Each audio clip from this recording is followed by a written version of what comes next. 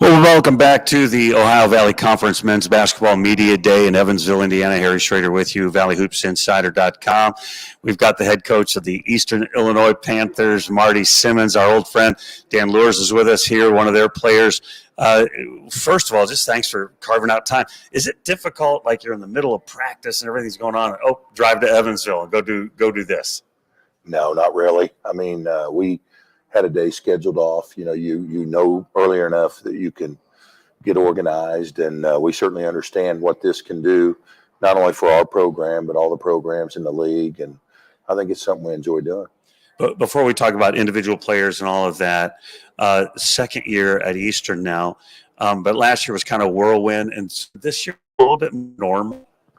Yeah, being nice here, yeah. Last year was tough. I mean, it was, and it does feel more normal. You know, you had a full year to recruit. We're pretty excited, as all the coaches in the league are, about their new players. We're excited about the guys that decided to stay and be in the program. We were able to go to summer school and do workouts in the summer, and I think just the attitude has been what we're looking for. Dan, you walked on there originally and stuck it out and have become a real important part of the team. Talk about your decision to go there in the first place and then just slugging through that time. Yeah, coach just kind of offered me a spot, and things worked out last year for me to get an opportunity to play. So that went well. But I mean, just sticking through it with coach and trusting our staff and being ready for this year. When you think about, like, I've been to Lance Arena. I love that place. I think it can be a great home court advantage. But talk about trying to build or maybe rebuild, like, the tradition and the thought there that, hey, we can really be competitive. Yeah, I mean, I think we're doing a lot of those things right. We've had a lot of overwhelming support from the community, from our alumni, from the administration. I was fortunate as a high school player to play up in Lance in the holiday tournament there, and then in 4 super sectionals, and it was packed to the top in every one. So I think if we're playing the right way, if we're having success, I feel very confident that the community will come out and support us. And when you look at your teammates, and Marty was just talking about a regular season to recruit and all that and kind of build the team the way you want. What do you like about the makeup of your team so far? Super tight. All the guys love hanging out with each other, and I think that's really important to, have a good group that enjoys being around each other, and then also getting better. Just guys are competitive. It's just great to see. So, what's off-season practice like? Summer practice, meaning what are you doing to get ready? What's that off-season approach look like? Just working out. Every day, just trying to get better.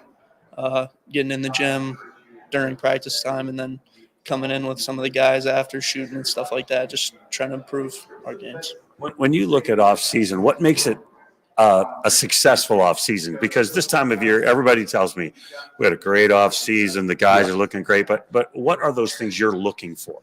I think from our standpoint, just work ethic, attention to detail, a lot of skill work, a lot of shooting, passing, dribbling, but coaching it, doing it right, footwork, hand preparation, are you on balance, different types of shots.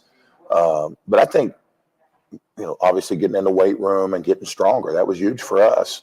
But I think the off the court piece, the camaraderie, the ability to build relationships, you're only taking one class, so you have a lot of free time. Guys are going to play golf to each other, they're going to movies together, they're going out to eat all the time. And I think that I know I look back at my own career, and as a player, I really enjoyed that time in the summer to really build those bonds with your teammates. What do you know about Lindenwood, Southern Indiana, and Little Rock? Not a lot. I mean, obviously Southern Indiana, having been in the GLVC, has been the premier program in that league for a long, long time. So they're going to step in and be ultra competitive right out of the gate. Lindenwood, I know Kyle, and I know they've been very competitive as well. I think they're great additions. Little Rock, I mean, they're established. Coach Walker was obviously a terrific player, and he's done a great job there. Little Rock's had a lot of success. So I think all 3 programs bring something that will make our conference better. With Belmont and Murray leaving, Austin P, a lot of the teams that people maybe associated with the upper level of the OVC, it kind of clears the way a little bit. I think there's a lot more maybe subtle confidence in a number of the programs this year versus, well, we know we got those two monsters in the way. I agree with that. I mean, that's just common sense. I mean, you got to take your hat off to Murray and Belmont for the success they had in this league, and we wish them the best as they move on. But I think you nailed it. I mean, it's certainly and you look at the teams this year, and I think all of us would tell you we think we're better, from the recruiting standpoint and just the growth of having guys return. But I think we'd all tell you that we certainly think we have a better chance not having those two powerhouses in the league. Dan, when you for people that don't know about your game, tell people about what they're going to see when they see you on the floor. Just working hard, just trying to be a hard-working player out there, high IQ, and then just trying to make the right plays for my teammates, put my teammates in a good position. When you look at your teammates, tell me about a guy or two that are standing out to you right now during off season. I think everybody's really been working hard. I mean, we brought great guys in. So, one or two guys, Kenyon Hodges, he's a really good player that we brought in. He's been working really hard, getting better every day. And then Yakeem Rose, he's from Missouri, St. Louis. He's a dynamic guard. He's a great player as well. So, but we got, tons of guys that are ready to go. You talked about the OVC coming from Amstel there. That's an outstanding league. And for Southern Indiana and for Lindenwood to come out of that league and into your league. And then we see players from that league coming into Division I all the time. Rose is just like 5'9" or something. There's not much to him, but you're right. He's a dynamic point guard. Talk a little bit about maybe what you're going to be able to do this year that you weren't able to do last year in terms of you brought in more of your kind of players. Well, our pace of play is certainly going to be a lot better. I mean, we got down in the second semester last year and we're playing 7 guys. So we were walking it up on makes and misses. And we want to play fast. And, Yak brings that. He's a jet. He wants to play fast. He's great at pushing it. And I think that'll help. He mentioned Kenyon. He's the same. We're more athletic. We got better speed. We've got some rim protectors, some guys that we think we're excited. I mean, I just think our style of play will be a lot better. I think depth can be a real advantage. I think our ability to play different lineups. We got the opportunity to play big, play small. Guys that can shoot it, guys that are athletic, taking it off the dribble, guys that can score inside. We just got a nice mix, I think, of everything. And then defensively, you mentioned Yak and Kenyon and Caleb Donaldson is a transfer from St. Cloud. I mean, those guys are athletes that can get up and guard, so we can extend our pressure a little bit. And our hope is that we can create some offense off that. When you look at your schedule, what do you like about your schedule? We're going to be tested. We're going to be battle tested. I think it's a great opportunity. We're going to Illinois right out of the gate. They're the Big Ten champs.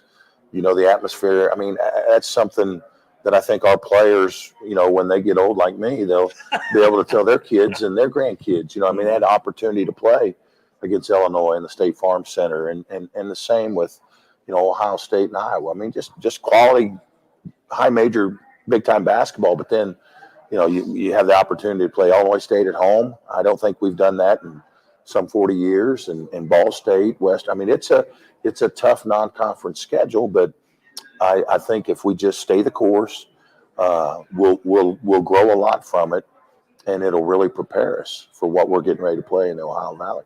Is that exciting to think about going to those big places, packed places, all that kind of stuff? Oh, it's awesome. Love to have the opportunity to play in that environment, obviously. So when you thought, I'm going to walk on and try to earn a scholarship or try to earn playing time, that had to be a daunting thought in your brain. Just kind of trusting myself.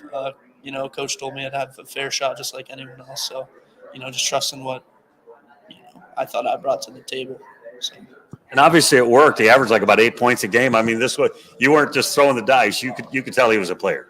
Well, Mark Adams, the ESPN guys, one that called me initially, and we got on Synergy and watched some clips. And Dan played at Division III school, and he played point guard, and he played everywhere really. And he came in and we kind of made the deal that, hey, just redshirt if you want here, just take it easy, see what you like. And that's the mold that he was in. And then with the injuries and guys being ineligible, we brought him in. It was his decision because he had done well enough in practice. We felt like he could really help us.